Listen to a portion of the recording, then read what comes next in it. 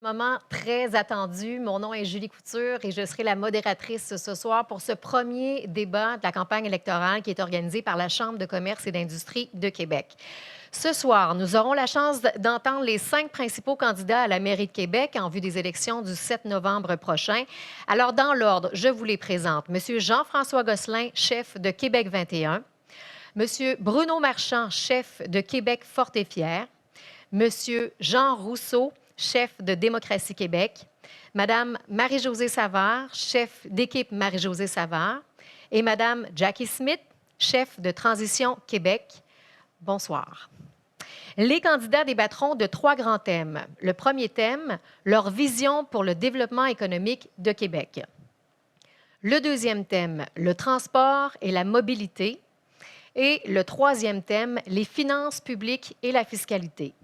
Pour chaque thème, les candidats auront d'abord l'occasion de présenter leur vision pendant 1 minute et s'ensuivra une série de face-à-face de 5 minutes opposant toujours 2 candidats à la fois. L'ordre des prises de parole et la répartition des face-à-face a été déterminé par tirage au sort en présence de représentants de tous les partis. Avant d'ouvrir officiellement le débat, j'inviterai d'abord le président et chef de la direction de la Chambre de commerce et d'industrie de Québec, M. Steve Lavoie, à nous adresser quelques mots. Monsieur Lavoie. Merci, Julie, pour cette introduction. Merci également d'être présent aujourd'hui pour animer ce débat à saveur économique qui nous permettra d'en apprendre davantage sur les principaux candidats à la mairie de cette campagne électorale. Je souhaiterais tout d'abord remercier nos partenaires qui permettent de rendre cet événement possible. TACT, présentateur de la série politique, TVA, partenaire média, Journal de Québec, présentateur du débat, et Aviseo, partenaire associé. J'aimerais aussi prendre le temps de remercier nos candidats d'aujourd'hui, M. Gosselin, M. Marchand, M. Rousseau, Mme Savard et Mme Smith d'avoir accepté si généreusement de se prêter à cet exercice. La Chambre de commerce et d'industrie de Québec, conjointement avec la Jeune Chambre de commerce de Québec, est heureuse de les recevoir et de les réunir afin qu'ils puissent nous faire part de leur point de vue sur différents sujets d'importance, non seulement aux yeux de nos membres, mais aussi aux yeux des citoyennes et des citoyens de notre ville. Au cours du débat de ce soir, vous et moi pourrons en apprendre plus sur les actions que les différents partis comptent prendre pour adresser certains des plus grands enjeux touchant la capitale nationale.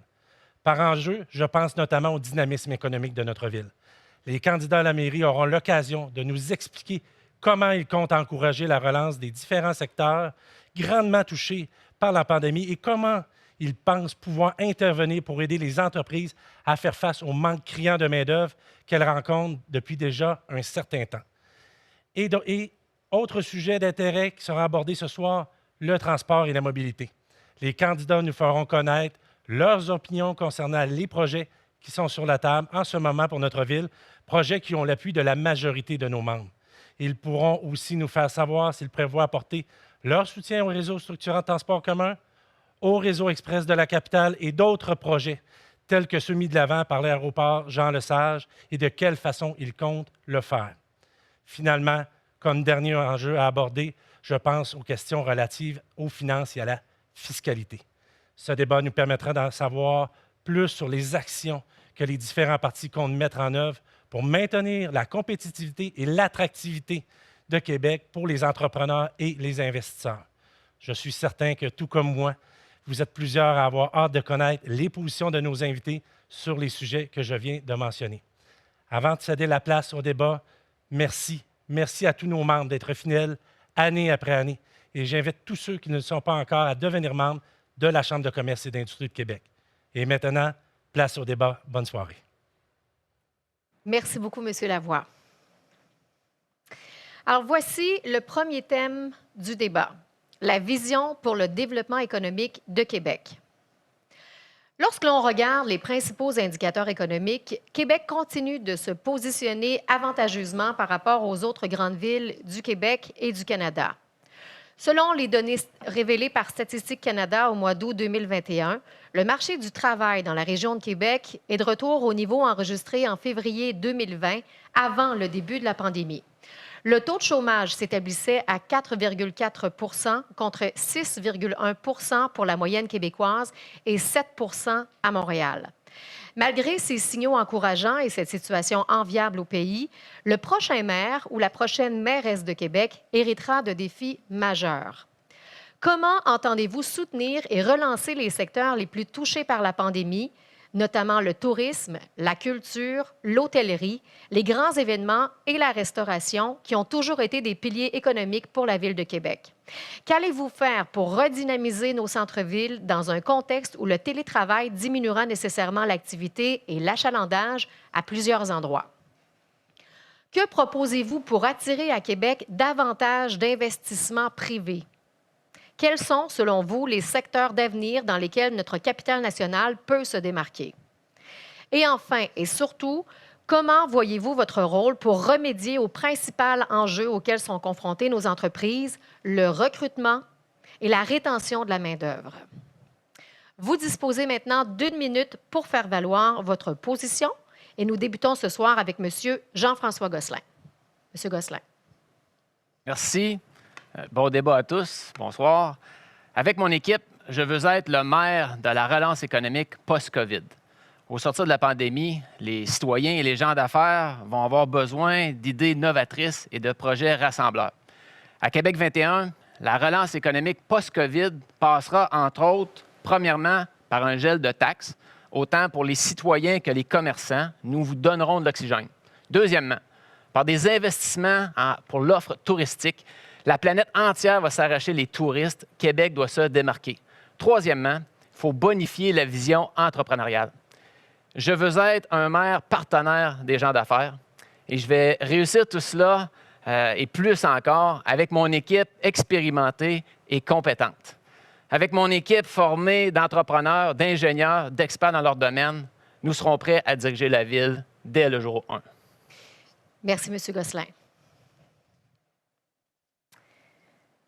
Maintenant, Mme Marie-Josée Savard.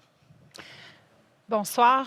Merci pour l'invitation de ce soir. C'est une première et honnêtement, je savoure tous les moments présentement. Écoutez, pour nous, pour l'équipe Marie-Josée Savard, on pense que le lendemain du 7 novembre, il faut être présent justement pour la relance économique. C'est important parce que, honnêtement, notre ville, elle est belle, elle est sécuritaire, elle est dynamique, elle est innovante, elle est inclusive. Bref, ça va quand même bien à Québec. Mais on est conscient que, suite à la pandémie, il y a beaucoup d'actions à poser. Tout à l'heure, on parlait justement de tourisme. Le tourisme durable est un élément sur lequel on veut travailler parce qu'on pense sincèrement qu'à Québec, justement, la nordicité est peut-être à exploiter, mais également, justement, de voir les grands événements à la grandeur de l'année et non se concentrer sur une période. Donc, ainsi, aider également à ce moment-là sur la main-d'œuvre en permettant, justement, un tourisme à l'année et non seulement sur une période très déterminée. Donc, pour nous, ça passe entre autres par le tourisme, ça passe entre autres par l'événementiel, mais bien sûr le soutien des commerçants en bonifiant entre autres le plan commerce de la Ville. Merci, Mme Savard. Maintenant, M. Jean Rousseau. Merci à vous. Merci pour l'invitation. Merci aux membres de la Chambre de commerce. Merci à vous, citoyens, qui vous nous regardez ce soir. Le problème numéro 1 à Québec, c'est le manque de main-d'œuvre. C'est une réalité. On a un plein emploi, 4,4 %. Il y a 15 350 emplois d'affichés. On ne trouve pas preneur. Attirer un nouvel employé, c'est l'équivalent d'1 an de salaire, énormément de choses. Alors, je propose que Québec soit une ville innovante en responsabilité sociale des entreprises. On l'a vu, offrir de meilleurs salaires, ce n'est pas suffisant. Il faut que la condition de vie des employés, la qualité de vie, leur qualité de milieu soit améliorée. L'Industrielle Alliance, dernièrement, a annoncé un tel programme et c'est la voie qu'il faut suivre. Je m'engage à investir 2 millions de dollars par année pour un tel programme, pour favoriser ces initiatives avec l'aide du gouvernement fédéral et du gouvernement provincial. C'est un projet pilote qui nous permettra justement d'aider les entreprises. Dans le cadre de besoins dans l'ordre de l'industrie-restauration, je m'engage à explorer la création d'une école culinaire dans les casernes pour faire en sorte que l'on puisse créer, avec nos produits locaux, des spécialités et attirer justement une main-d'œuvre intéressée. Merci, M. Rousseau. Alors, Mme Jackie Smith. Merci, bonsoir et merci pour l'invitation à la Chambre de commerce et au TVA. Alors qu'on se relève de la pandémie, on fait face à un autre défi, les crises climatiques. Face à cette urgence, on doit réaliser une transition vers une économie plus juste et plus verte. C'est pourquoi Transition Québec s'engage à investir massivement dans l'économie locale et nos commerces de proximité. Aussi, on veut s'attaquer à la crise de logement pour freiner la hausse des loyers qui rendent la ville plus attrayante. On veut aussi instaurer la gratuité de transport en commun et surtout investir massivement dans les projets de transport collectif et non dans le troisième lien. C'est face à ce projet insensé que Transition Québec est le seul parti qui a le courage d'agir. Merci beaucoup, Mme Smith. Et maintenant, M. Bruno Marchand, à vous. Bonsoir. À titre de PDG de Centraide, j'ai été en dialogue constant avec les entrepreneurs de Québec et ce, durant des années. Je suis très bien placé pour comprendre leurs réalités, leurs difficultés et l'importance d'une économie forte, diversifiée pour Québec. L'économie de Québec ne va pas mal, mais l'économie de Québec, comme la ville, doit s'adapter aux nombreuses transformations que nous vivons. Pour y arriver, on doit choisir le pareil au même ou un nouvel élan. Pour Québec fort et fier, le statu quo n'est pas une option. Pour transformer les défis en opportunités, ça prend un renouveau à l'hôtel de ville. Québec doit attirer davantage de talents pour s'attaquer à la pénurie de main-d'œuvre, offrir des milieux de vie attrayants dans chaque quartier, une économie locale en santé et des rues marchandes dynamiques partout dans la ville. Avec Québec fort et fier, les entrepreneurs comme les citoyens trouveront à l'hôtel de ville une équipe à l'écoute, ouverte aux nouvelles solutions, ambitieuse et surtout qui livre des résultats et qui fait confiance à l'intelligence des citoyens. Une équipe compétente qui a le goût de bâtir cette ville-là avec vous et pour vous. Merci beaucoup, M. Marchand. Alors voilà pour cette première portion de la soirée. C'est maintenant le temps de débuter les face-à-face. Il y en aura 10 au total. Le premier face-à-face de la soirée avec pour thème, je vous le rappelle, la vision pour le développement économique pour la Ville de Québec. Le premier face-à-face d'une durée de 5 minutes entre Jean-François Gosselin et Marie-Josée Savard. Alors, la parole est à vous, Monsieur Jean-François Gosselin. Merci. Vous en avez parlé tantôt, Mme Couture. Les collègues en ont parlé aussi tantôt. Un frein économique important présentement, c'est la pénurie de main-d'œuvre. Tous les entrepreneurs nous en parlent. Même les clients commencent à nous en parler aussi parce que ça a des impacts sur le service à la clientèle. Et c'est pourquoi moi, je mettrais de l'avant des choix différents de ceux qui sont faits par l'administration actuelle en utilisant la vision entrepreneuriale, cette enveloppe, et je tiens à l'expliquer parce que j'en parle aux entrepreneurs de Québec et plusieurs ne connaissent pas son existence. C'est une enveloppe de 15 millions de dollars par année que le gouvernement du Québec donne à la Ville de Québec pour la gérer et la distribuer sous forme de subventions aux entrepreneurs. Donc, les entrepreneurs pourraient décider de l'utiliser pour de l'innovation, pour de la formation. Il y a des enjeux de fiscalité aussi, des enjeux d'embauche de main-d'œuvre. Donc, ce serait à eux, à elles, de décider comment utiliser cette vision entrepreneuriale-là. Et j'en ai parlé tantôt dans mon introduction. Nous, on veut bonifier le programme et s'assurer que cet argent-là va aux entrepreneurs, contrairement à plusieurs décisions qui ont été prises par l'administration en place dans les dernières années. Très bien, Mme Savard. Bien, en fait, ce que j'ai envie de répondre à mon collègue, M. Gosselin, c'est de dire que cette vision entrepreneuriale-là, qui est déjà adoptée à la Ville de Québec, a déjà ces options-là qui sont déjà mises de l'avant. En fait, il existe dans ce programme, puis on le fait déjà à la Ville, des possibilités justement d'embauche et des possibilités de subvention, et c'est certain que c'est utilisé présentement. Mais moi, j'irais plus loin que ça.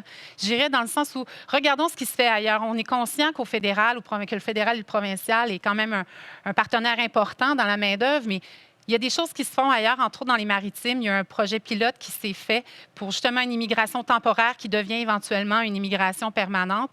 Et ça, je pense que c'est quelque chose que la Ville peut faire. On a vu que ça fonctionnait dans les maritimes. Pourquoi pas l'amener à Québec? Donc, c'est quelque chose qui, oui, favorise l'immigration éventuellement parce que c'est un processus qui se fait en parallèle pendant que les gens sont ici. Mais en même temps, ça amène une main-d'œuvre et ça amène également une diversité. Donc, je pense que ça, entre autres, c'est un projet qui s'est fait présentement, qui a fait ses preuves. Et c'est des choses comme ça qu'on doit mettre en place en regardant ce qui se passe justement autour de nous puis en ramenant ça à Québec. Monsieur Gosselin. Je trouve ça surprenant de vous entendre parler d'exemples comme ça, Mme Savard, parce que vous avez été au pouvoir. Au moins, vous étiez là depuis 4 ans. Et ça ne s'est pas amélioré. Le bilan est catastrophique. Tous les entrepreneurs, tous les commerçants nous en parlent. Et je reviens à la vision entrepreneuriale. Vous avez fait des choix. Vous avez fait le choix de donner 3 millions de dollars au Port de Québec, de donner 5 millions de dollars à l'Université Laval. Ça, c'est de l'argent qui aurait dû aller aux entrepreneurs, aux commerçants de la Ville de Québec pour les aider, justement, dans cette guerre-là contre la pénurie de main-d'œuvre, leur donner des outils. On doit faire des bons choix et appliquer les bons outils. Vous avez fait vos choix, je les respecte. Je ferai des choix Je différents. suis également entrepreneur, monsieur Gosselin, depuis 23 ans, en fait. Et je peux vous dire que je suis très sensible de ce que nos commerçants, nos restaurateurs, nos entreprises vivent présentement à Québec. Et de dire qu'on n'a pas fait les bons choix ou on a mis les sous ailleurs. Du développement économique, c'est aussi de soutenir nos entreprises, de soutenir justement les projets qui peuvent faire évoluer notre ville. Et entre autres, je le réitère, le projet la relance économique, la relance touristique durable, parce qu'on veut ramener, c'est bien beau de vouloir diminuer des taxes au niveau de nos commerçants, mais encore faut-il qu'il y ait des clients dans les boutiques, dans les restaurants.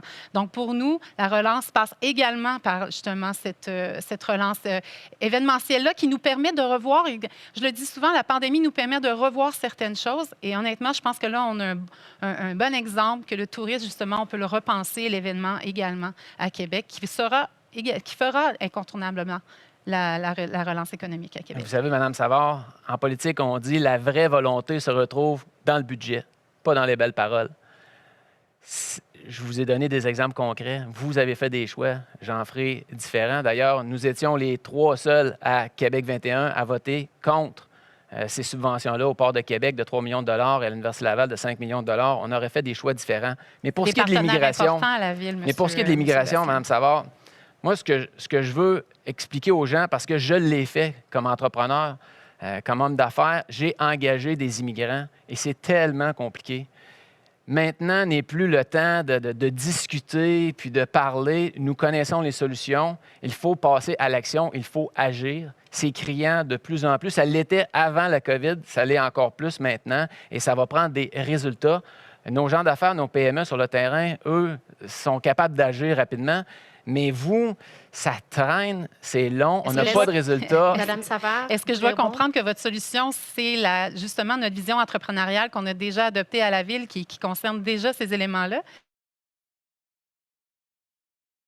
Je pense qu'on, comme ville, comme municipalité, on le sait, on doit être partenaire avec les gouvernements, mais justement, voilà. Je le réitère, allons voir ce qui se fait ailleurs présentement, les projets pilotes qui fonctionnent et mettons ça en place dans notre ville. C'est bien, le 5 minutes est écoulé. Alors, merci pour ce premier face-à-face. On poursuit avec le deuxième face-à-face de la soirée, toujours avec le thème de la vision pour le développement économique de la Ville de Québec. Deuxième face-à-face, cette fois-ci, entre M. Jean Rousseau et Mme Jackie Smith. La parole est à vous, M. Rousseau. Merci, Mme Couture. Mme Smith. Le problème que nous vivons, c'est un problème de main-d'œuvre. Il manque d'employés qualifiés pour nos entreprises. C'est un frein à la croissance, c'est un frein à l'exportation. Je mets de l'avant un programme innovant en responsabilité sociale des entreprises pour justement assurer une meilleure qualité de vie et un meilleur environnement. Seriez-vous prêt à appuyer un tel programme, Mme Smith? Appuyer un programme d'économie sociale? Oui, on est d'accord? Non, de responsabilité sociale des entreprises, où les entreprises créent un meilleur milieu de travail, des meilleures conditions de vie, un meilleur environnement pour justement permettre cette rétention, de les garder, parce qu'on les perd, nos employés. Donc, faire en sorte que nos entreprises soient plus attractives et qu'en fait, nos employés veulent y rester et même qu'on en attire davantage. Seriez-vous d'accord avec une telle approche?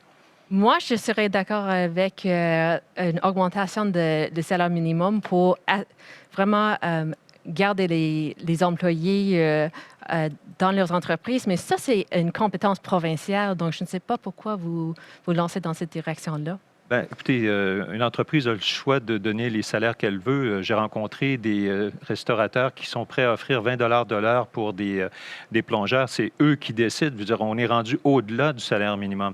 C'est la réalité. Même l'argent n'est plus suffisant pour attirer des bons employés. On se cannibalise nos employés. Je visitais dernièrement Medicago. Ils vont lancer leur nouveau centre de production, mais il y a des problèmes, il y a des enjeux de recrutement. Donc, face à ces besoins, moi, je mets de l'avant cette notion de responsabilité sociale des entreprises, créer des meilleurs milieux de travail. Est-ce que c'est quelque chose qui vous parle? Est-ce que ça vous dit quelque chose? Oui, je ne suis pas contre ça. Bon, bien, merci. Madame Smith, peut-être nous exposer vos visions à vous pour le développement économique de la Ville de Québec. Et étant quelqu'un qui est venu à Québec comme touristes au début, puis qui sont restés pour s'installer, fonder une famille. Je peux vous dire que c'est les choses qui m'attirent ici. C'était vraiment les espaces verts puis l'abordabilité des logements. C'est aussi quelque chose qui est concurrentiel, c'est le régime des garderies qui est très intéressant et innovateur à travers de l'Amérique du Nord. La langue française, c'est quelque chose qui est aussi extrêmement fascinant et attirante pour les francophiles à travers du Canada puis les États-Unis. C'est pour ça qu'on veut proposer une bureau de la langue française et vraiment mettre en valeur la langue française puis des... la langue française, puis aussi encourager les gens pour venir ici, s'installer ici, passer quelques mois ici, apprendre le français et vraiment tomber complètement en amour avec la ville de Québec et rester comme moi et s'installer comme moi et s'impliquer comme moi parce que ça prend... On est vraiment le secret le mieux gardé à travers de l'Amérique du Nord. Donc, je pense que juste mettre en valeur nos forces et garder notre belle ville comme elle est, on va attirer du monde. Pour le recrutement pour les entreprises, pour la rétention de la main-d'œuvre, est-ce que vous avez des idées? Pour la pénurie de main-d'œuvre, on veut créer 3000 places dans la garderie avec toutes les capacités pour les pouvoirs municipaux parce que présentement, il y a des parents, mais surtout des femmes qui ne travaillent pas. Donc, ça enlève 3000 parents du marché du travail. Donc, si on ne peut pas pour mettre ces gens-là pour se réintégrer sur le marché du travail. D'accord. Monsieur Rousseau, on voudrait vous entendre aussi là, pour Certainement. peut-être les entreprises également là, qui ont été plus durement touchées par la pandémie. Tout à fait. Québec est une ville de niveau international au niveau de sa production, de sa recherche, de la qualité de nos exportations, mais on a un défi de recrutement. Il faut qu'on puisse être en mesure de rendre attrayantes justement des carrières dans le domaine scientifique de la haute technologie. C'est l'avenir de la Ville de Québec. Personnellement, je travaille justement avec certaines industries pour voir comment on peut être encore plus attractif au niveau de la recherche et du développement. J'ai un réseau, je suis un scientifique de formation, j'ai été moi-même un entrepreneur. J'avais une compagnie qui se nommait Imhotep. On développait des molécules anticancéreuses et nous avons travaillé sur des modèles expérimentaux. Alors oui, Québec peut être appelé à un grand avenir, mais justement, il faut travailler sur ces réseaux universitaires et faire en sorte, comme par exemple, on a attiré un prix Nobel ici à Québec dernièrement, mais on peut en attirer d'autres. D'accord. Madame Smith, il vous reste 20 secondes. Je voulais juste dire que, tu sais, c'est bel et beau, vous aidez M. Rousseau, mais depuis que vous êtes élu, il y a quand même une fuite des jeunes familles dans votre propre quartier qui est le Vieux-Québec. Donc, si vous voulez vraiment attirer les gens à la Ville de Québec, vous n'avez pas fait forcément la preuve avec vos 4 dernières années pour vraiment garder les gens dans votre propre quartier. Alors voilà pour ce deuxième face-à-face. On vous rappelle le thème, la vision pour le développement économique de la Ville de Québec. Place maintenant au troisième face-à-face de la soirée avec M. Bruno Marchand et Jean-François Gosselin. La parole est d'abord à M. Bruno Marchand. Merci. Notre ambition, c'est de faire de Québec la ville la plus entrepreneuriale au Canada. Et ça se repose sur 3 piliers. Faciliter la vie des entrepreneurs, trouver des solutions concrètes à leurs problèmes et leur faire confiance. Ça fait 4 annonces qu'on fait sur la pénurie de main-d'œuvre, notamment sur le retour des aînés au travail. On ne ferait que rattraper le retard par rapport à l'Ontario et on parle de 7 à 10 000 personnes qui pourraient venir combler des postes à Québec si on avait des moyens pour faire en sorte de ramener ces aînés-là dans le milieu de travail. Il y en a beaucoup qui le souhaitent. On ne parle pas de tous les aînés, mais on parle d'aînés qui le souhaitent. On a fait une annonce sur les garderies parce qu'effectivement, c'est un problème. Mme Smith a raison. C'est un problème. Il y a des familles, il y a des parents et des grands-parents présentement qui souffrent des manques de place. On a parlé dernièrement de l'intégration des personnes handicapées. C'est 8 000 personnes à Québec qui pourraient réintégrer le marché du travail à travers des services spécialisés comme ceux de Groupe TAC. On peut, avec des méthodes innovantes, trouver des solutions à ce problème qui est criant pour nos entrepreneurs. On est le seul parti à baisser les taxes pour les commerces. On a proposé un guichet unique pour simplifier la vie des entrepreneurs. On veut des rues marchandes dans tous les quartiers parce que cette ville-là, on veut la développer dans tous les quartiers. On veut une politique d'achat local pour la ville. On va être agressif, on va trouver des solutions. Monsieur Gosselin. Merci. Monsieur Marchand, je vous écoute parler. Vous êtes certainement un bon communicateur. Mais dans le concret, vous avez livré le fond de votre pensée il y a quelques semaines. Vous avez dit que vous vouliez augmenter les taxes. Et là, ça a dérapé dans les médias, vous êtes repris le lendemain. Bon, finalement, vous nous dites que vous voulez baisser les taxes, mais vous n'avez jamais chiffré votre promesse. Les gens d'affaires qui nous écoutent, eux, dans leurs entreprises, au quotidien, chiffrent ce qu'ils disent, ce qu'ils font. Au quotidien, ils le font. Ils prévoient même 3 mois, 6 mois, 3 ans, 5 ans à l'avance. Donc, c'est pour ça que j'ai qualifié votre promesse de promesse en l'air, parce que vous ne la chiffrez pas. Me Et permettez-vous de répondre je à vais ça? encore plus loin. Je finis là-dessus. Je vous laisse Puisque la vous parole. me posez une question. Je finis là-dessus. Les taxes sont un frein au développement économique. Nous, on veut des moteurs pour le développement économique.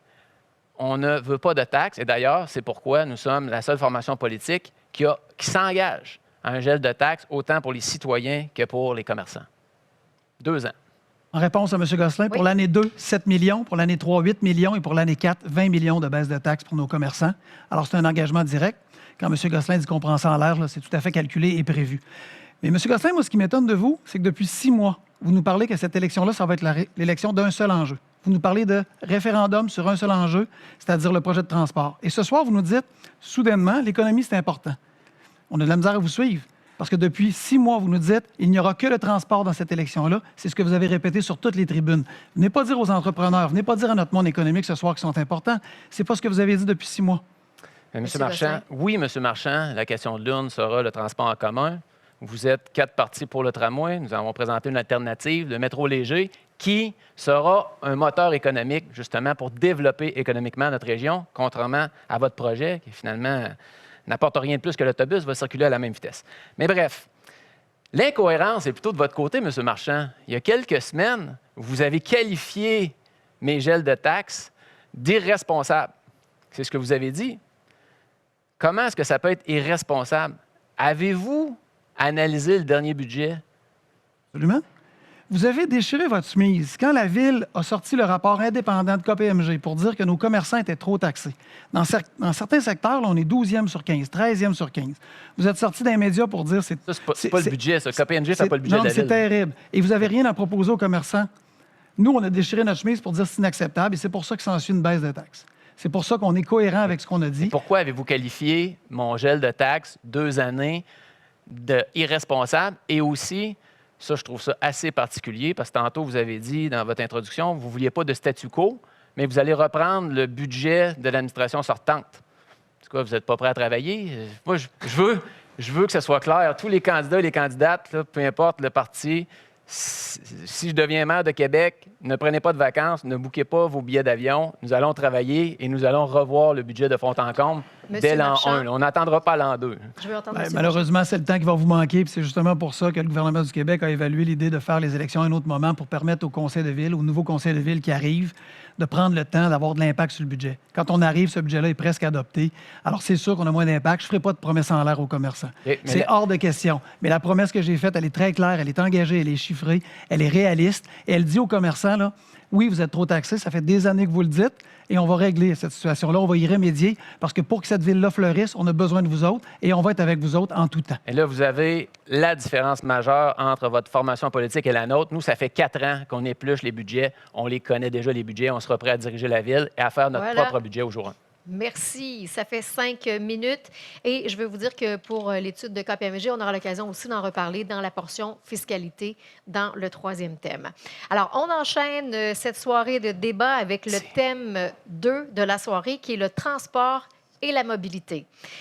Selon les plus récents sondages menés par la Chambre de commerce et d'industrie de Québec et d'autres organisations économiques, une forte majorité de gens d'affaires appuient à la fois le projet de réseau de transport structurant et celui du 3e lien entre les villes de Québec et Lévis. Sur le plan politique, les 2 projets font toutefois l'objet de vifs débats depuis des années, et ce, à tous les paliers de décision. Le prochain maire ou la prochaine mairesse de Québec devra certainement prendre des décisions importantes, sinon intervenir politiquement dans ces 2 dossiers chauds. Les électeurs ont donc droit à une réponse claire. Quelle est votre position sur le réseau de transport structurant et sur le 3e lien?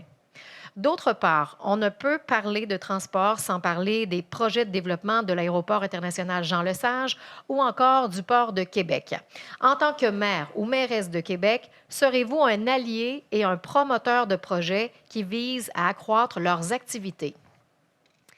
Enfin, en 2021, le transport et la mobilité sont intimement liés à la lutte contre les changements climatiques. Plusieurs observateurs croient même que les décideurs locaux peuvent et doivent jouer un rôle de leader dans la transition vers une économie verte. Comment voyez-vous le rôle de la Ville de Québec à cet égard? Donc, nous allons débuter. Chaque candidat dispose d'1 minute pour s'exprimer et on débute là-dessus avec M. Jean Rousseau. Merci à vous. Pour nous, le tramway, c'est un projet incontournable. Nous l'avons porté en 2017, contrairement aux autres partis. Oui, le maire et son équipe se sont ralliés, et tant mieux. Par contre, ils ont tellement fait un mauvais travail qu'on a perdu énormément d'acceptabilité sociale autour de ce beau projet. Il n'y a pas véritable consultation des citoyens, ils ne sont pas dans le coup. Ça leur échappe, ils se plaignent et on va faire en sorte que ça change.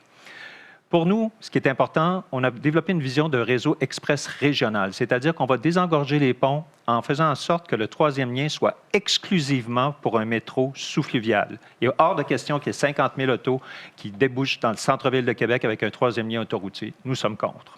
En même temps, nous voulons que le pont serve de façon principale pour le transport collectif, que nous ayons des trams-bus en site propre le long des autoroutes pour faciliter le déplacement et qu'on batte de vitesse l'automobile pour en faire un choix attrayant. Nous allons également connecter les parcs industriels en collaboration avec les entrepreneurs et les entreprises qui nous ont fait part que c'est un besoin essentiel pour garder leur main-d'œuvre. Merci. Merci, M. Rousseau. Maintenant, place à vous, M. Bruno Marchand. Chez QFF, on veut des options de transport variables, adaptées et efficaces pour toutes et pour tous, partout à Québec. Le tramway, pour nous, ce n'est pas la seule solution à tous nos enjeux de mobilité. Nous y croyons au tramway, comme une grande partie de la population. Mais nous le voyons aussi comme une solution qui doit être améliorée. Je suis d'accord avec M. Rousseau. Ce projet-là souffre d'un grave manque de leadership et d'écoute. Ça prend un nouveau porteur de ballon pour faire du tramway un succès. Nous avons d'ailleurs proposé 10 améliorations concrètes qui répondent aux inquiétudes des citoyens. Le monde du travail change. La clé pour s'adapter, c'est la flexibilité. Alors, nous proposons une vision centrée sur le citoyen. Avec un transport en commun à la carte, les gens choisiront librement le mode qui leur convient. Autobus, tramway, vélo, autopartage, trottinette électrique, peu importe les moyens qui s'ajouteront. Probablement qu'ils auront même besoin d'une combinaison de ces options et on leur permettra de payer à la fin du mois. QFF propose une nouvelle approche pragmatique centrée sur le citoyen. Il faut arrêter de culpabiliser les gens qui utilisent leur voiture. Ça ne fonctionne pas. Il faut plutôt être audacieux, offrir des solutions alternatives de plus en plus efficaces pour favoriser notre mobilité, améliorer notre économie et travailler les changements climatiques. Merci beaucoup, M. Marchand. Madame Jackie Smith. En termes de transport et mobilité, il faut être ambitieux, comme M. Marchand a dit. Au Québec, 45 de nos émissions de gaz à effet de serre viennent des transports. C'est pourquoi Transition Québec s'engage en faveur de la gratuité des transports en commun. On s'engage aussi d'accroître l'offre de transports en commun. Grâce à une deuxième phase du tramway sur la Première Avenue vers Charlebourg et grâce au retour de trambus, les gens qui prennent les métrobus seront plus tassés comme les sardines. Et surtout, on propose une véritable alternative au troisième lien. C'est le pont du Québec dédié entièrement au transport en commun et à vélo. Transition Québec est le seul parti qui ose à dire non au troisième lien. Merci beaucoup, Mme Smith. Maintenant, M. Jean-François Gosselin. Merci. La question de l'urne sera un tramway proposé par mes 4 adversaires ou un métro léger. Notre projet est une alternative au projet de tramway et s'intègre parfaitement dans la vision que le gouvernement a présentée en mai dernier. Et le métro léger adapté au promontoire de la Ville de Québec, adapté à l'intégration urbaine aussi, adapté aux hivers, au climat qu'on connaît, 2 fois plus rapide. Lorsqu'on parle du tramway, c'est 20 km/h de vitesse commerciale moyenne, la même vitesse qu'un autobus, donc on n'a pas de gain, alors qu'un métro léger, c'est 40 km/h. Fiable, parce qu'il est automatisé. Écologique. On ne touche pas aux arbres. On n'abat pas d'arbres. On protège aussi les milieux humides dans le secteur Legendre, Chaudière. Mais surtout, nous aurons des consultations publiques dans les 100 premiers jours pour faire un projet avec les citoyens, un projet rassembleur et non un projet qui divise et les citoyens et les quartiers. Voilà. Merci beaucoup, M. Gosselin. On écoute maintenant Mme Marie-Josée Savard. Merci. Écoutez, je suis très surprise de ce que j'entends ce soir parce que j'ai l'impression que les collègues n'habitent pas Québec quand on parle d'un tramway comme un seul mode. Ça a été dit, ça a même été réitéré par le gouvernement. On parle d'un réseau de transport structurant. On n'est pas juste avec le tramway.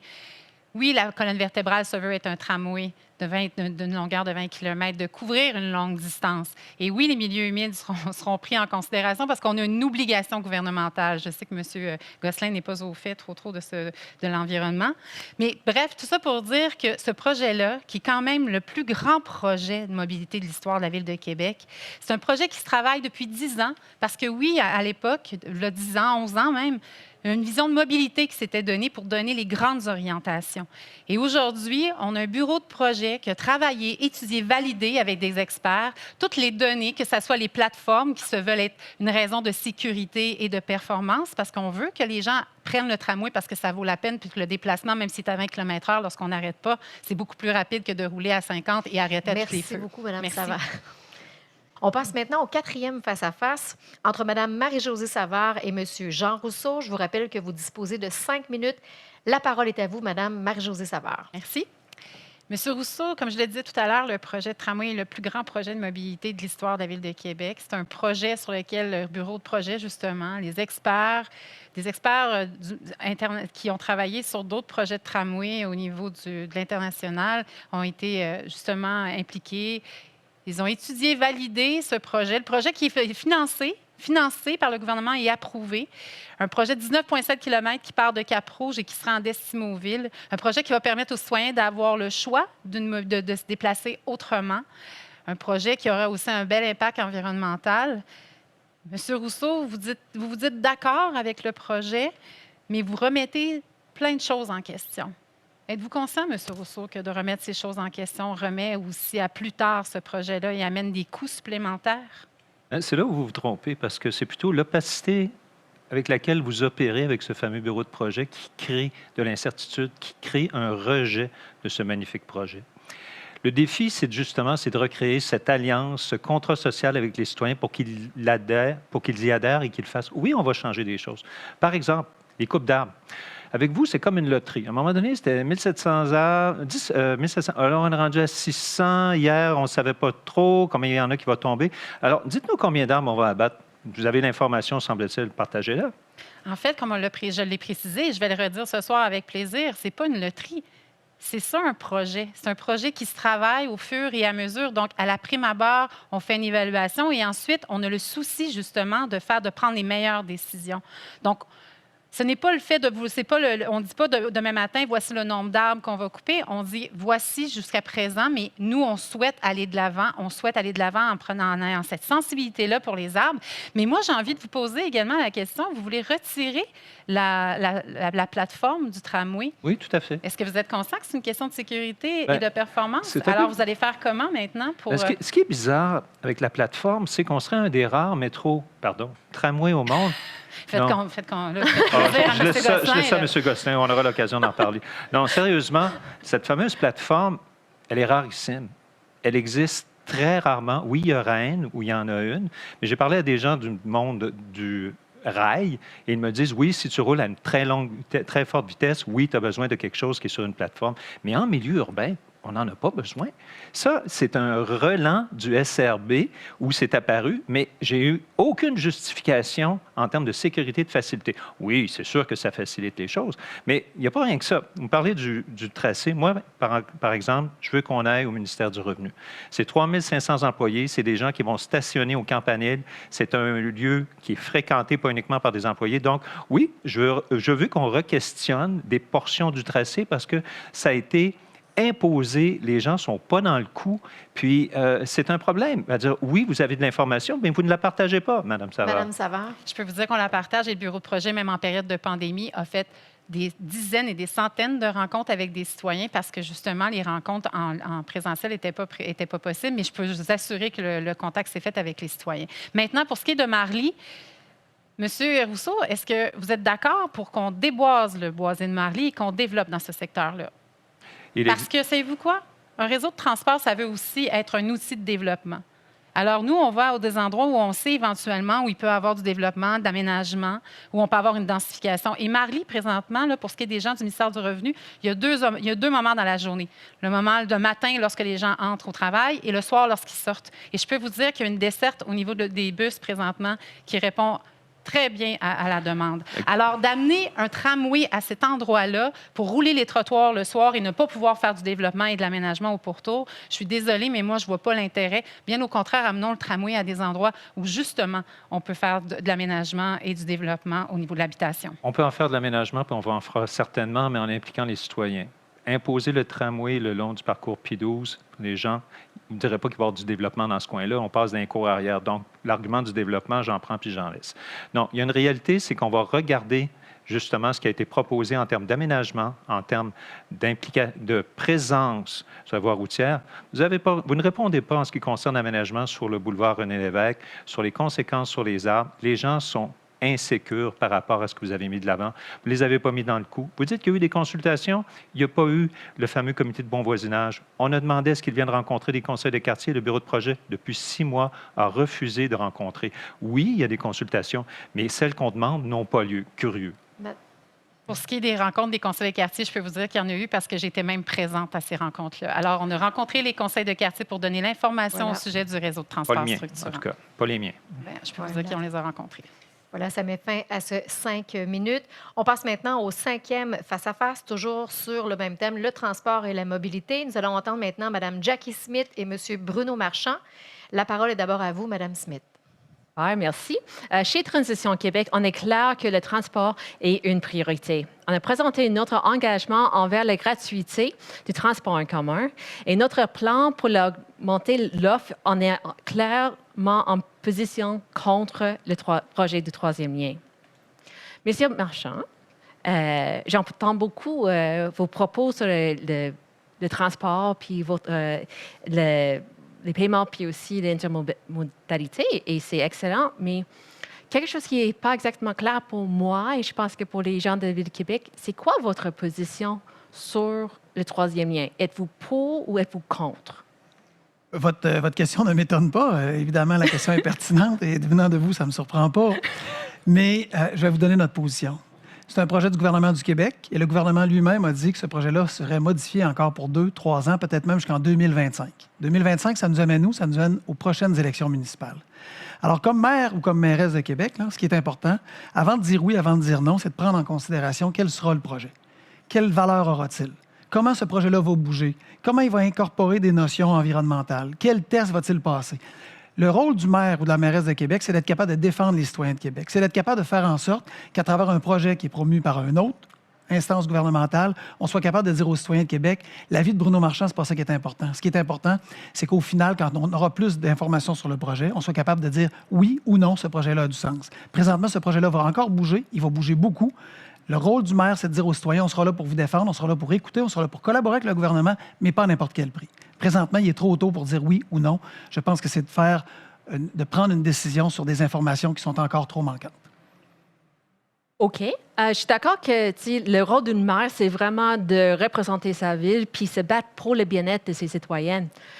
Par contre, ce projet, c'est vraiment un méga projet. C'est le projet de 10 milliards de dollars. Et c'est pas d'hier qu'on en entend. Grâce à M. Gosselin, on avait entendu beaucoup parler aux dernières élections. Puis on en parle, puis on en parle. Donc, déjà, il y a une mobilisation des citoyens qui sont inquiets, qui ont vraiment, vraiment peur. Puis moi, j'étais là quand le gouvernement provincial a annoncé avec tous les détails. Puis moi, j'ai lu tous les rapports qui disent qu'il n'y a pas de besoin d'un troisième lien. Donc, vous attendez quel rapport exactement? Est-ce que vous attendez les rapports qui disent oui au troisième lien? Est-ce que c'est cet rapport-là, cette étude-là que vous attendez?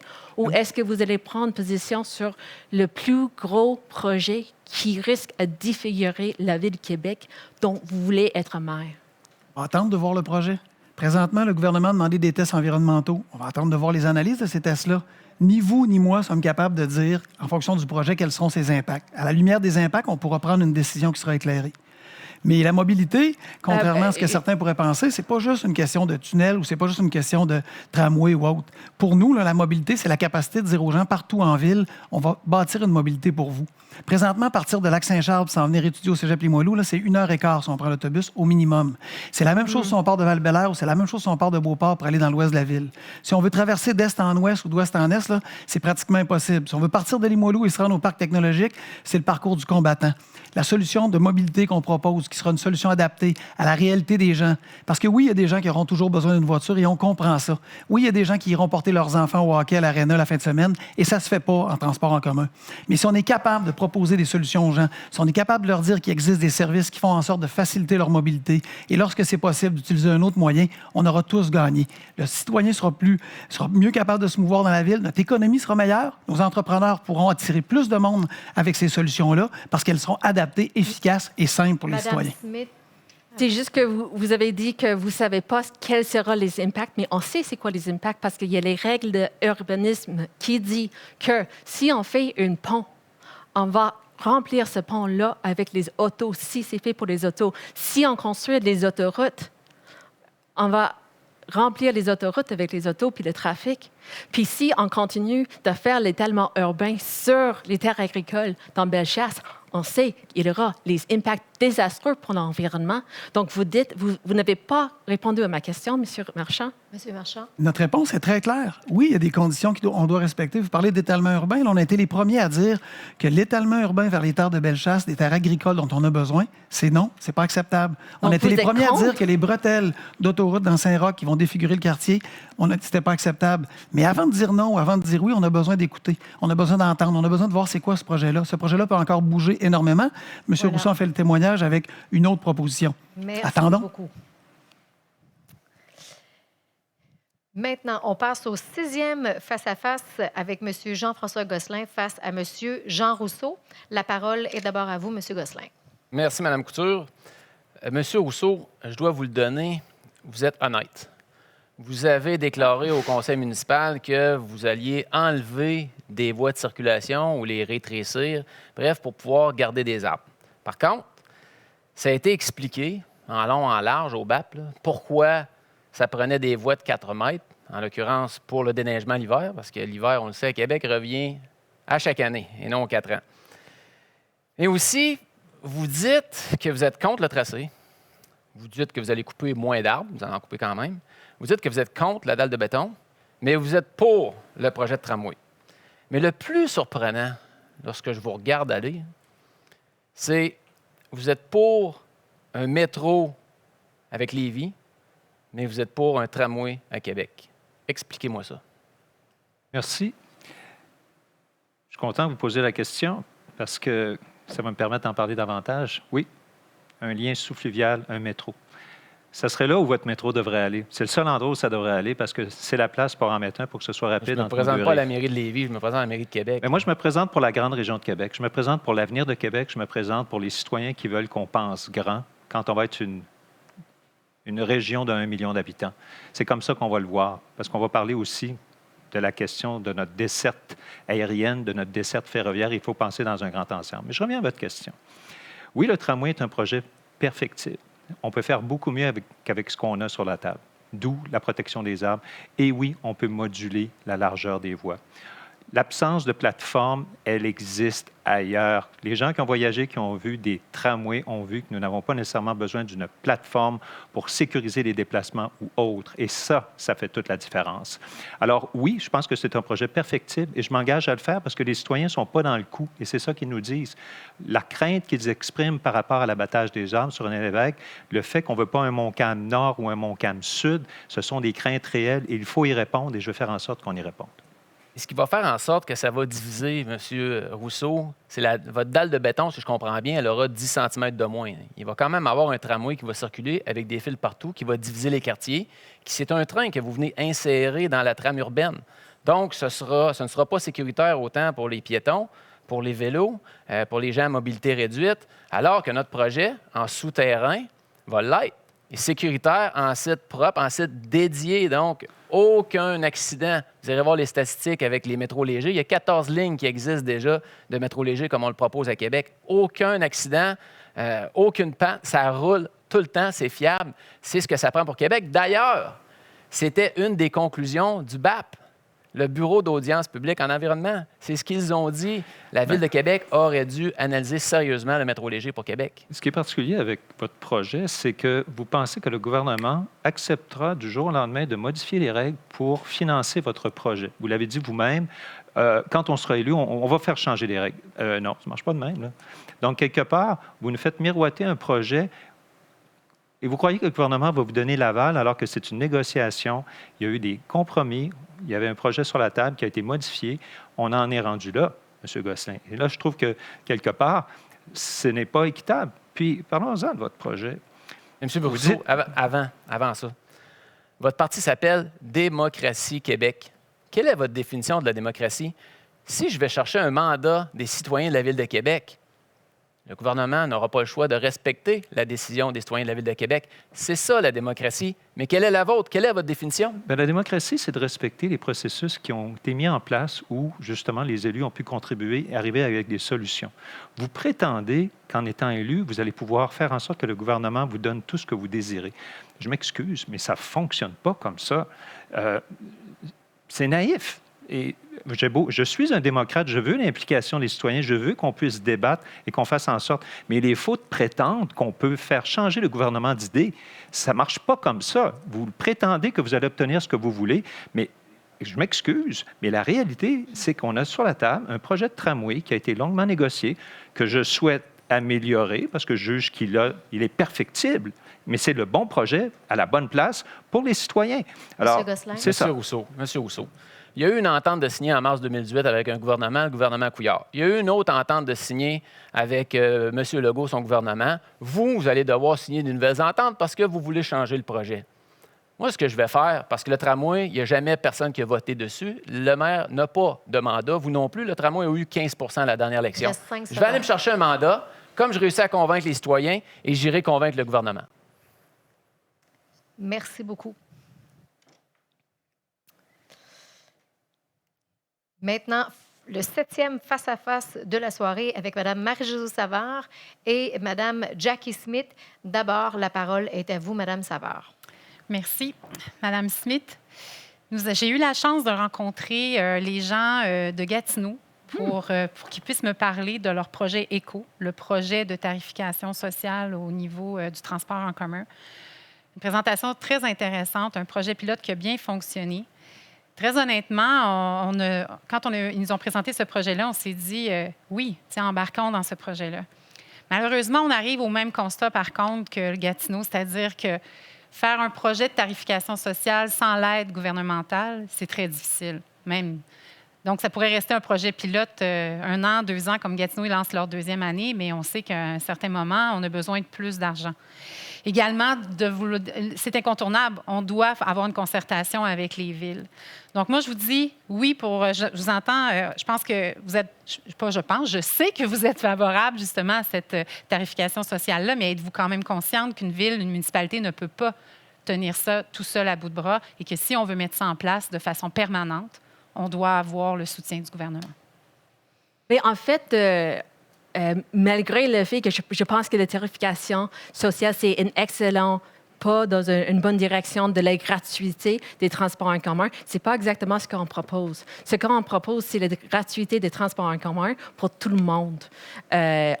On a regardé le budget de RTC, puis on a vu que présentement, la contribution des usagers, c'est 69 millions de dollars par année.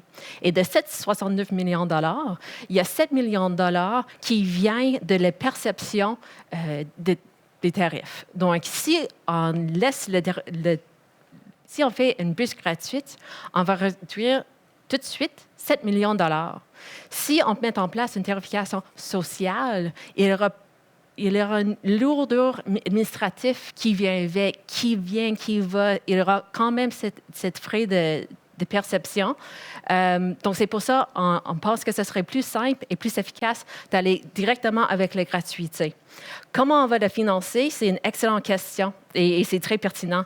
Ce qu'on propose, c'est que Mais premièrement, on va mettre en place une taxe sur l'essence de 3 sous par litre.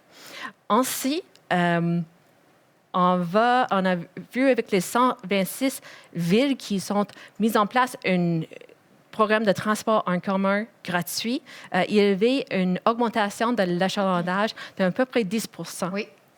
Puis nous savons aussi qu'avec le financement du gouvernement provincial, c'est calculé par l'achalandage. Donc avec cet achalandage, ça va augmenter nos financements par le gouvernement provincial. OK. Ainsi, on met... là-dessus, j'aimerais entendre Mme Oui. Savard maintenant. Mais, en fait, si je comprends bien, c'est que vous souhaitez taxer les gens pour pouvoir offrir le transport en commun gratuit. Vous êtes quand même conscient que l'acceptabilité sociale ne sera pas là avec raison. À la Ville de Québec, longtemps, on a refusé, et encore aujourd'hui, justement, d'amener cette taxe sur l'essence parce que pour nous, c'était inconcevable de retaxer les gens autrement.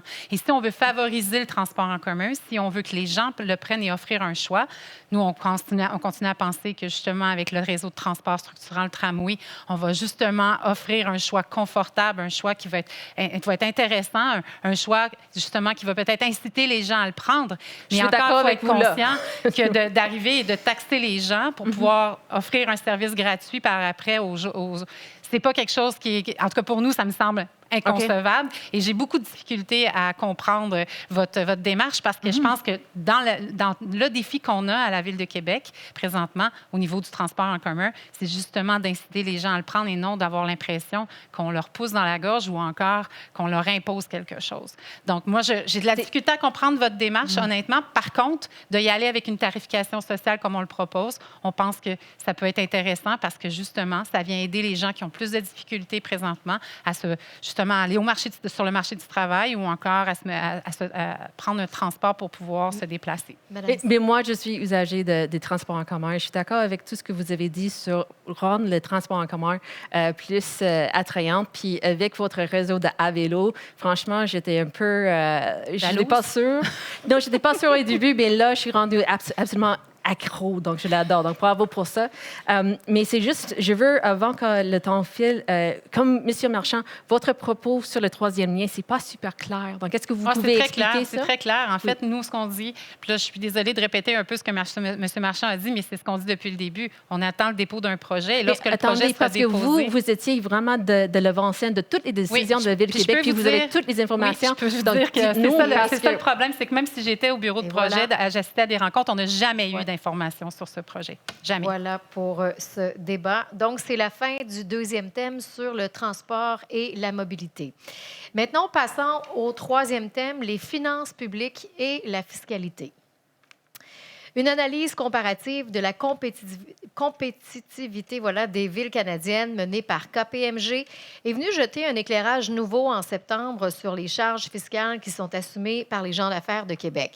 Certains auront retenu que Québec arrive au premier rang des grandes villes québécoises et au 4e rang parmi 15 villes canadiennes pour ce qui touche la compétitivité en matière de charges fiscales et d'autres coûts sensibles à la localisation. D'autres auront plutôt remarqué qu'au niveau de l'impôt foncier, le seul paramètre contrôlé par l'administration municipale, Québec arrive au 11e rang sur 15.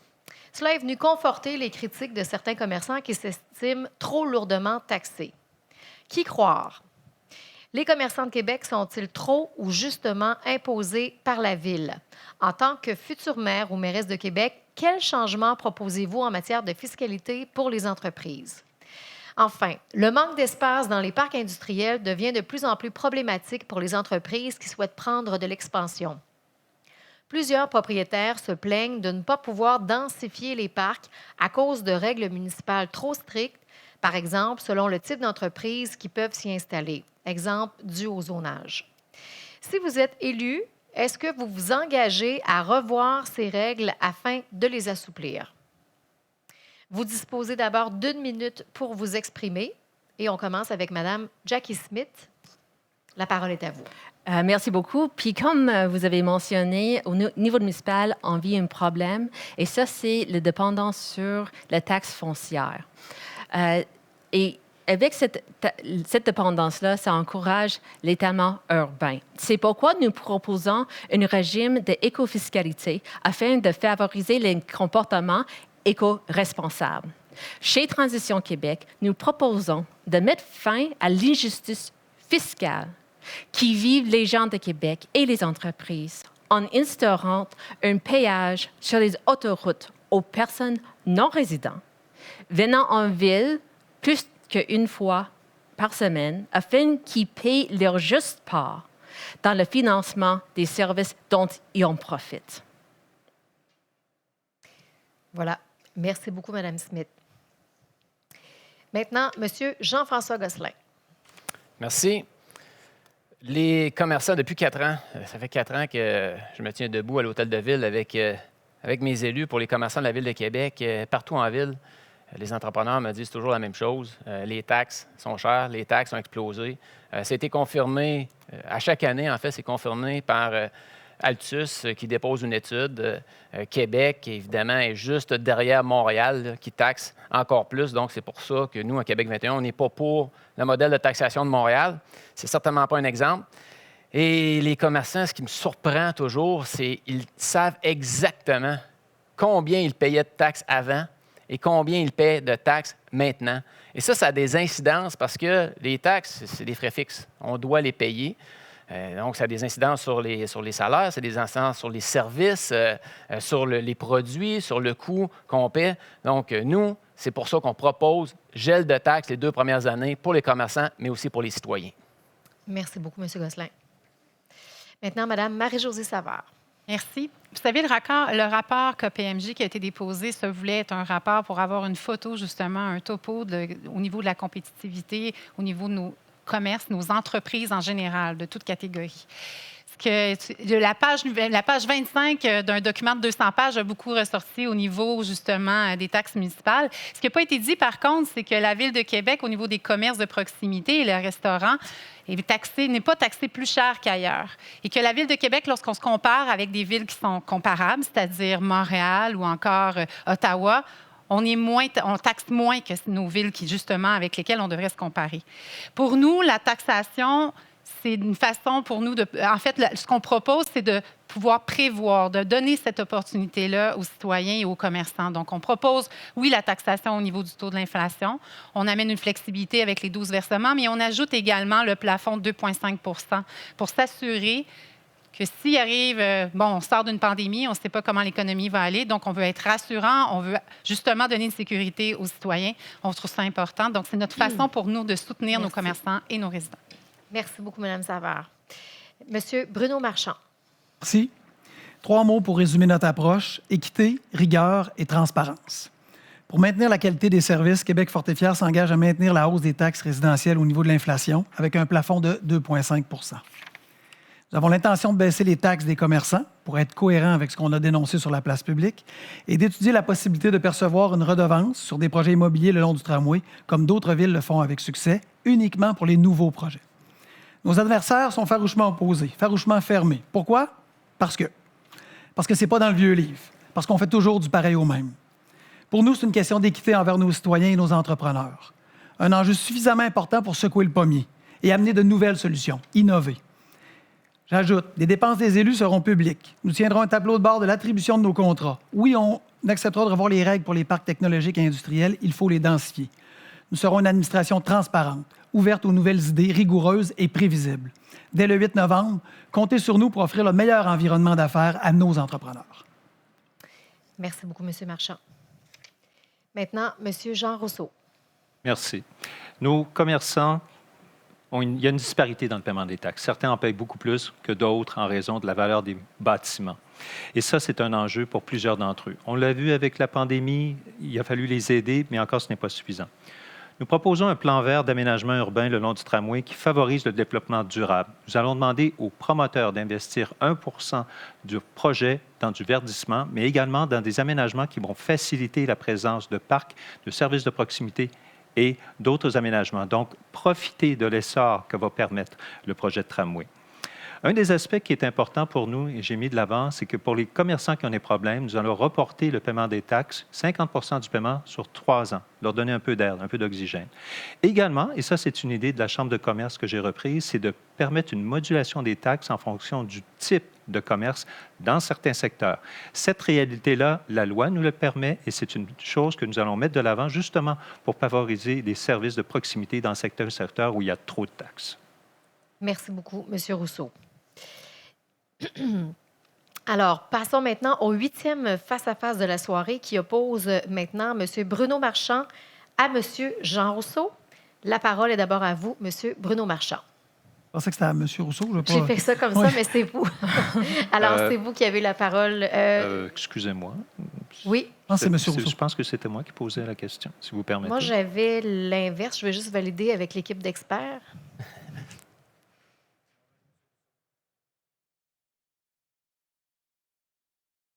C'est M. Rousseau qui commence? Alors, désolé, c'est Pas de mon faute. erreur. C'est Pas de faute. Pas de ma souci. feuille qui m'indiquait le contraire. Pas de souci. Alors, M. Rousseau, allez-y. Bien, merci à vous. Monsieur Marchand, vous prenez souvent le modèle de Montréal comme exemple avec le REM, où vous auriez la possibilité d'aller chercher des redevances sur la plus-value. Bon, un des problèmes que Montréal a connu, c'est le phénomène du trou de beigne. C'est qu'à force de vouloir aller chercher une valeur supplémentaire, cette redevance, il y a une opposition au REM et les gens quittent. Les familles à plus faible revenu quittent. On crée une spéculation. On va faire en sorte, avec votre projet, votre approche, d'avoir de l'Airbnb de luxe. Ça sera sans doute la seule chose qu'on pourra développer le long du trajet parce que annoncer à l'avance une surtaxe comme vous le faites, bien, vous faites peur aux promoteurs, vous faites peur aux investisseurs. Et ça ne permet pas justement de donner une vision du développement qui soit équitable pour tous. Alors, pour moi, c'est problématique, votre vision, monsieur Marchand. Bien, je suis étonné de vous entendre prendre la défense de certains groupes dont on ne vous a jamais entendu prendre la défense dans les dernières années. Montréal n'a pas de problème avec ses promoteurs. Montréal n'a pas de problème de développement. Ils ont des enjeux comme nous. Tout transport structurant, peu importe lequel, là, va créer une hausse des valeurs autour de sa ligne, autour des stations. Nous, ce qu'on dit, on accepte de dire d'être courageux et de dire oui, des gens qui vont s'enrichir, des promoteurs immobiliers, des spéculateurs qui vont s'enrichir avec le tramway devraient payer une redevance. Montréal est rendu à 100 millions. Alors, on ne parle pas ici des citoyens, on ne parle pas des commerçants qui sont sur le pourtour du tramway. On parle de gens qui vont acheter des terrains et qui vont construire pour des projets à haute valeur, qui vont construire des projets et qui vont voir leur capital augmenter. Oui, on est capable de dire à ces gens-là, il y a une juste part à payer pour pas que ce soit seulement les citoyens qui vont la payer.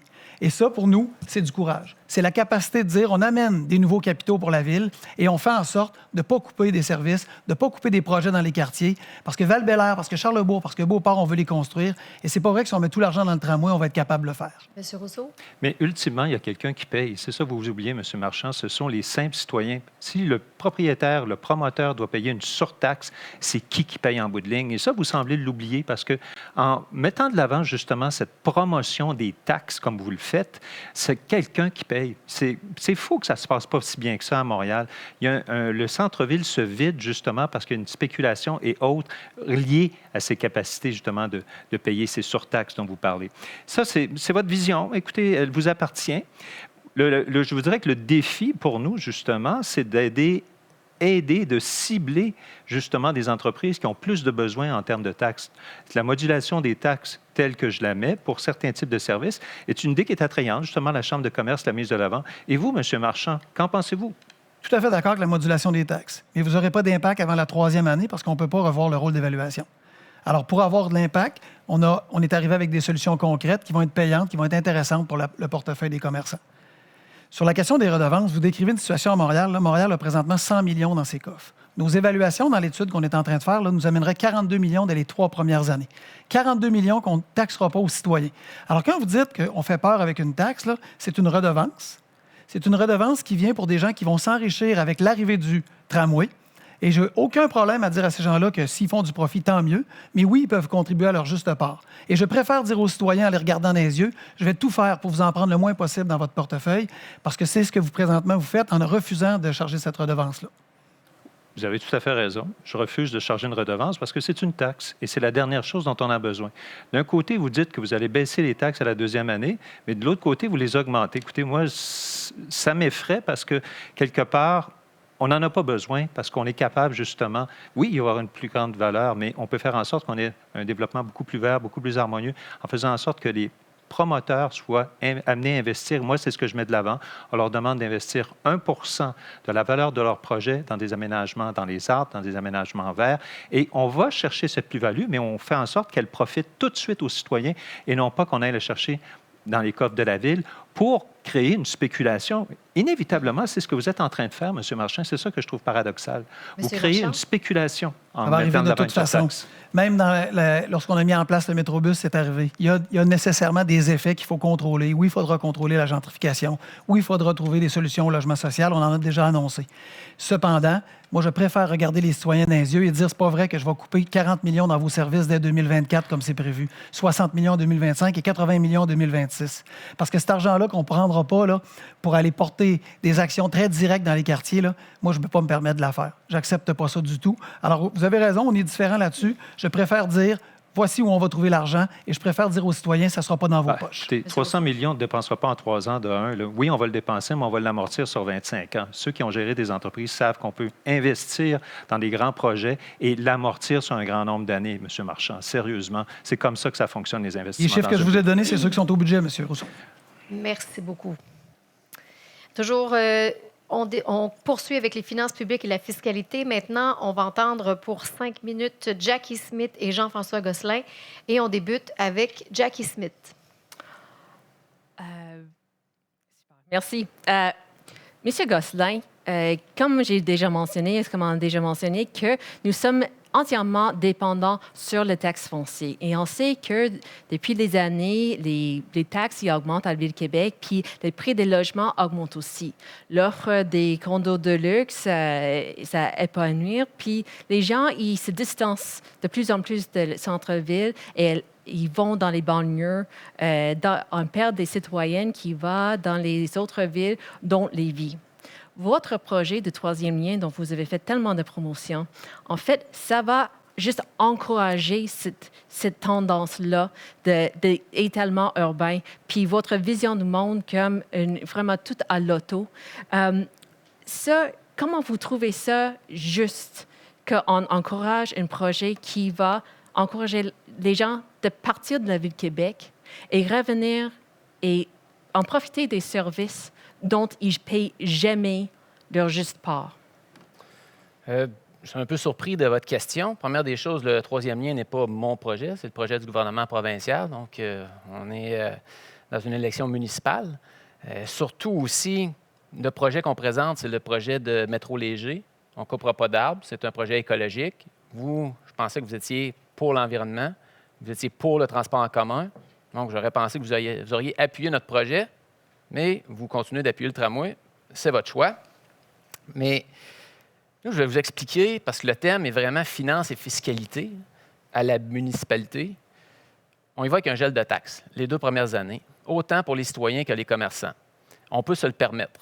Ça fait 4 ans qu'on étudie, qu'on épluche le budget, on connaît déjà les chiffres, on est fonctionnel dès l'an 1, on ne prendra pas le budget de l'administration sortante, on est fonctionnel. Donc, on sait qu'on peut se le permettre et c'est pourquoi on le fait. Mais je vais encore plus loin. Il faut ramener une saine gestion des finances publiques à la Ville de Québec. Comme les entrepreneurs, comme les PME qui nous écoutent et qui nous regardent présentement font au quotidien. Et eux paient des taxes, en paient de plus en plus. Vous, je vous ai entendu dire que vous vouliez les taxer encore plus. Nous, on est contre ça. On est allergique aux taxes.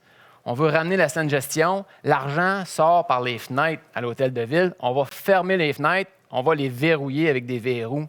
Fini le bord ouvert des dépenses. Nous allons ramener la saine gestion, comme c'est le cas pour les PME.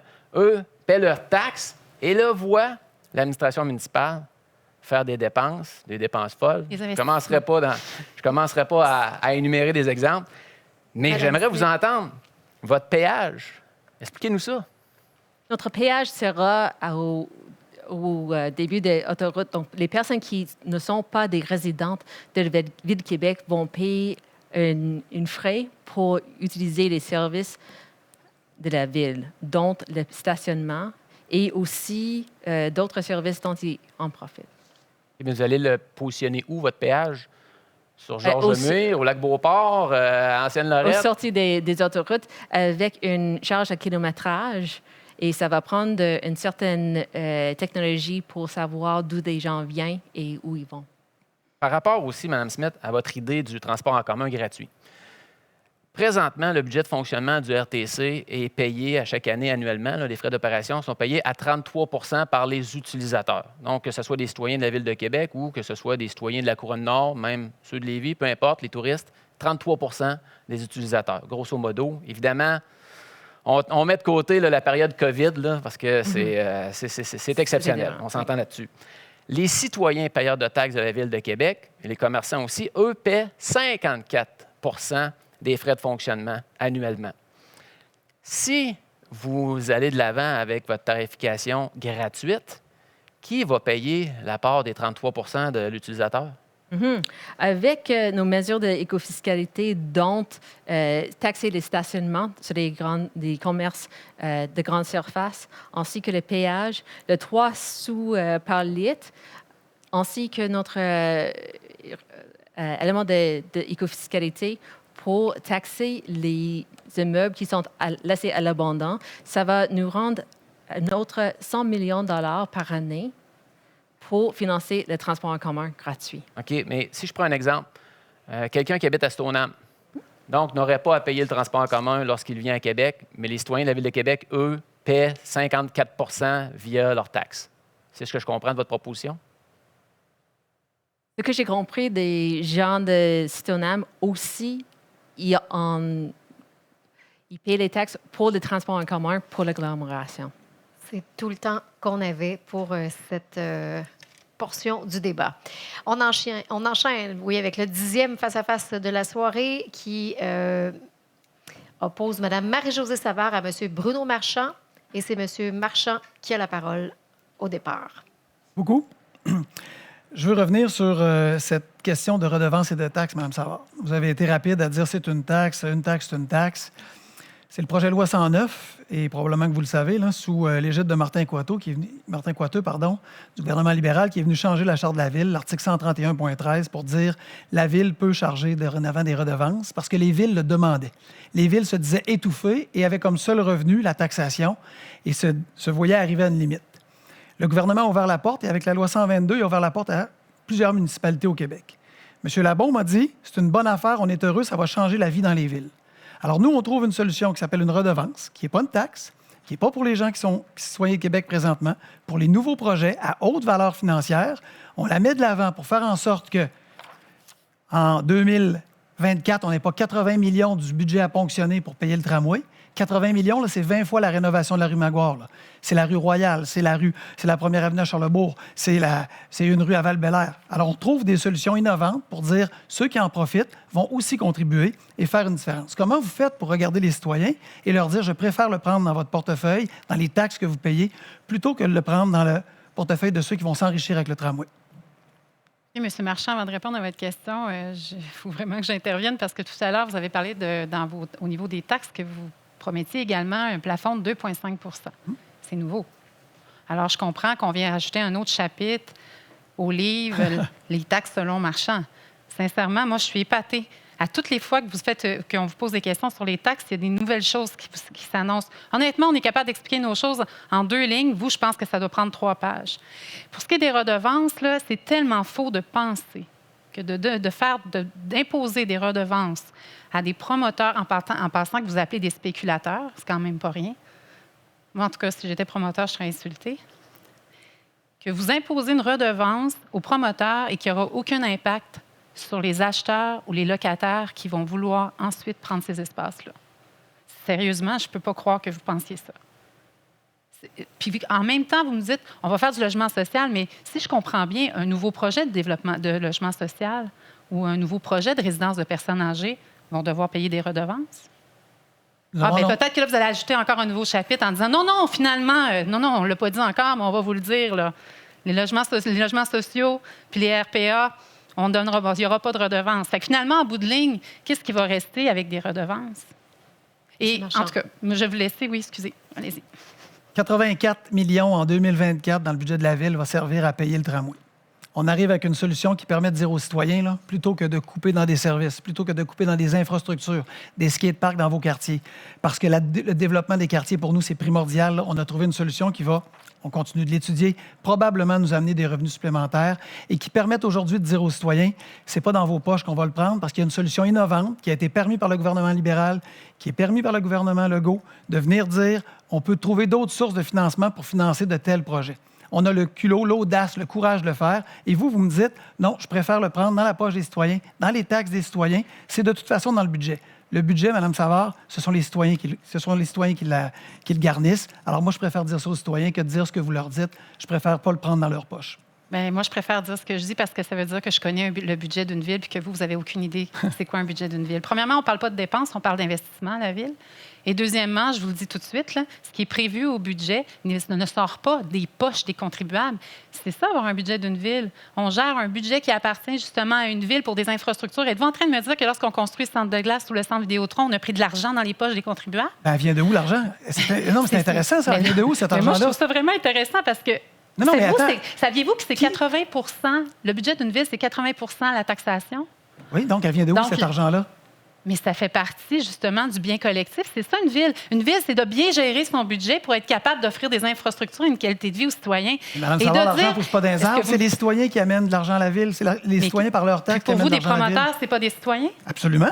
Ce que je dis, c'est que des promoteurs qui vont s'enrichir d'une infrastructure qu'on va payer tous, autant que nous sommes, peuvent contribuer. C'est ça que je dis. Mais en passant aussi, je vous parliez tout à l'heure de couper, mais il va falloir couper le 50 millions aussi, parce que si vous tenez votre engagement qui est de ramener du 11e rang au 7e rang au niveau de la Ville de Québec pour les taxes commerciales, ça équivaut à peu près à 10 donc de moins de taxes, donc 50 millions.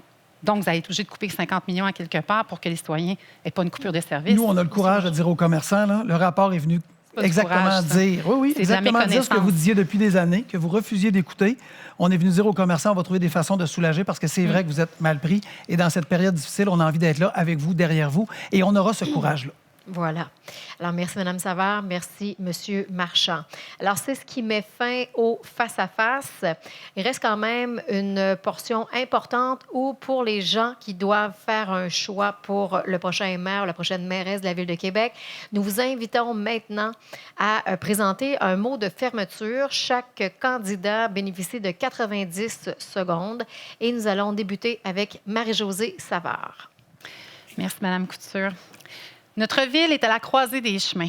Après plus de 18 mois de pandémie qui a fragilisé tant les individus que le tissu économique de nos quartiers, le moment est venu de soutenir la relance de nos entreprises et notre économie pour remettre Québec en marche.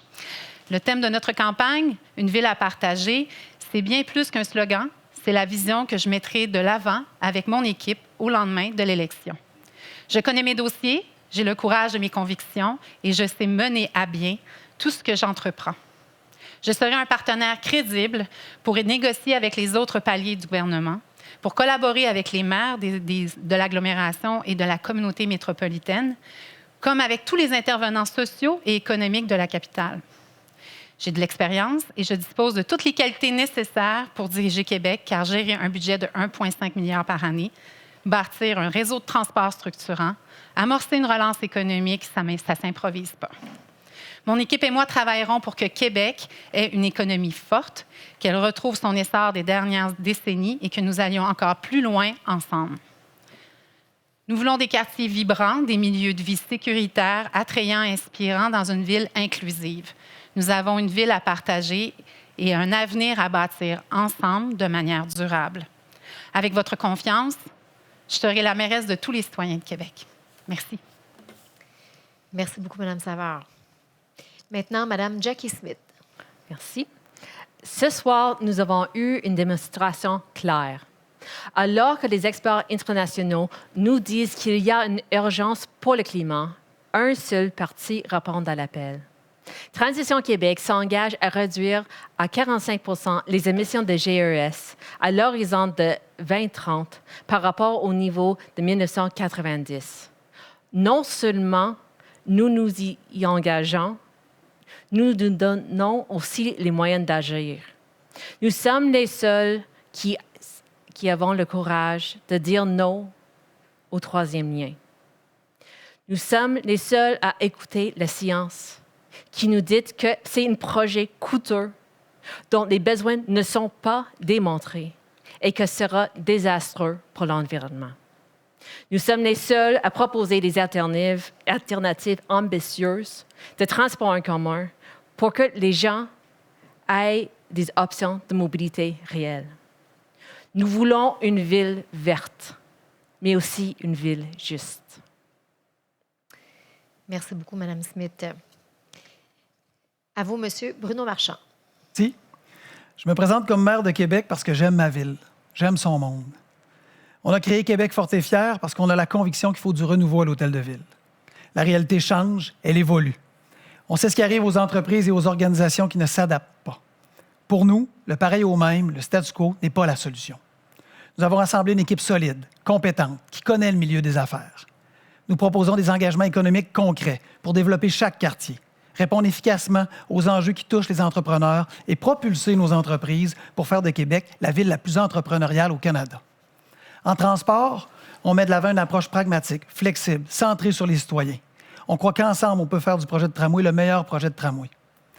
On arrive avec une nouvelle attitude. On veut faciliter la vie des entrepreneurs. Nous sommes ouverts aux nouvelles solutions. Et s'il faut brasser la cage, je l'assume. Parce qu'on veut des résultats. On veut livrer des résultats. Nous voulons que notre capitale nationale devienne la capitale d'entrepreneuriat. Pour y arriver, nous travaillerons pour offrir le meilleur environnement d'affaires. Un environnement prévisible, géré en toute transparence et de manière rigoureuse. Essayons ensemble de voir Québec dans 4 ou 5 ans. Ça peut être la même ville, un peu figée, le même pareil au même. Or, nous, ce qu'on voit, c'est un moteur économique, c'est un paradis des familles, c'est une ville inclusive, c'est des actions concrètes pour changer la réalité des changements climatiques. Quelle ville voulons-nous dans 4 ans? Nous pensons que nous méritons et nous avons besoin d'une ville de Québec forte et fière. Merci beaucoup, M. Marchand. M. Jean Rousseau. Merci. Alors, je salue les gens d'affaires qui étaient avec nous ce soir. Je salue les citoyens qui se sont joints à nous parce que c'est important ce que vous venez d'entendre. Vous avez vu qui je suis. Je suis conseiller municipal. Ça fait 4 ans que je travaille pour vous d'une façon concrète où j'ai toujours accepté les bonnes solutions qui nous étaient proposées. Et quand il fallait le critiquer, je le faisais. Je l'ai fait dans le respect parce que c'est important, parce que vous méritez ce respect. Les frasques, les coups de gueule, c'est pas avec moi que vous allez avoir ça, mais vous allez avoir le travail, vous allez avoir des solutions concrètes. Ce soir, je vous ai exposé un certain nombre de solutions concrètes. Par exemple, une ville innovante en responsabilité sociale des entreprises. Faire en sorte que nos entreprises mettent de l'avant des solutions pour attirer et maintenir leur main-d'œuvre. À ce sujet, j'invite les ministres Duclos et Guilbeault à penser à subventionner de tels projets parce que nos entreprises en ont besoin. C'est le défi auquel nous faisons face en termes d'entrepreneuriat et de poursuite de nos activités commerciales. J'ai mis de l'avant aussi un réseau express régional pour le transport collectif. Le transport collectif est la solution auquel notre ville et la grande région de Québec fait face. Un métro sous-fluvial, ça sera ça notre 3e lien. Pas d'autoroute qui va venir défoncer le Vieux-Québec et l'ensemble du centre-ville avec 55 000 autos. Également, un plan vert d'aménagement urbain le long du tramway. Certains proposent des hausses de taxes. Moi, ce que je propose, c'est 1 % de redevance de la part des nouveaux projets pour planter des arbres, mais également faire des aménagements urbains qui vont profiter à tous et qui vont permettre d'attirer des commerces de proximité. Une ville pour vous, une ville avec vous, une ville qu'on fera ensemble. Merci. Merci beaucoup, M. Rousseau. M. Jean-François Gosselin. Merci, Mme Couture. Merci d'avoir modéré de façon très habile ce débat ce soir. Merci évidemment à la Chambre de commerce et les différents partenaires. Merci aux gens d'affaires, à tous ceux et celles qui nous ont suivis de la maison ou du bureau peut-être, que certains travaillent encore très tard. Merci aussi aux collègues, aux adversaires. J'ai aimé le débat ce soir, ça s'est passé dans le respect.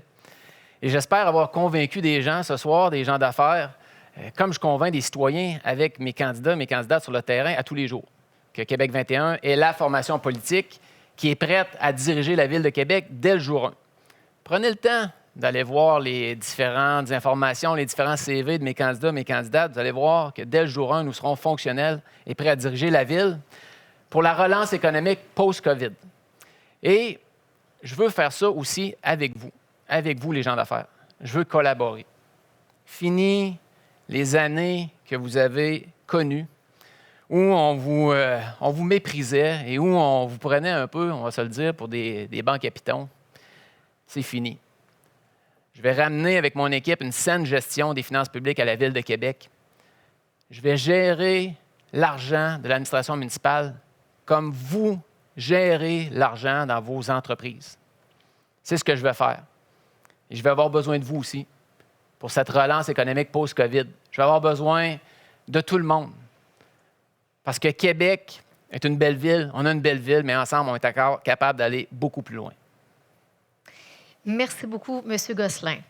Alors voilà, c'est ce qui met fin à ce premier débat de la campagne électorale municipale. Je remercie sincèrement les 5 candidats et candidates d'avoir participé à cet important exercice démocratique. Je crois qu'il aura permis aux gens qui nous écoutent, les gens à la maison, de mieux connaître vos visions respectives. Merci également à la Chambre de commerce et d'industrie de Québec ainsi qu'à la Jeune Chambre de commerce de Québec pour cette initiative.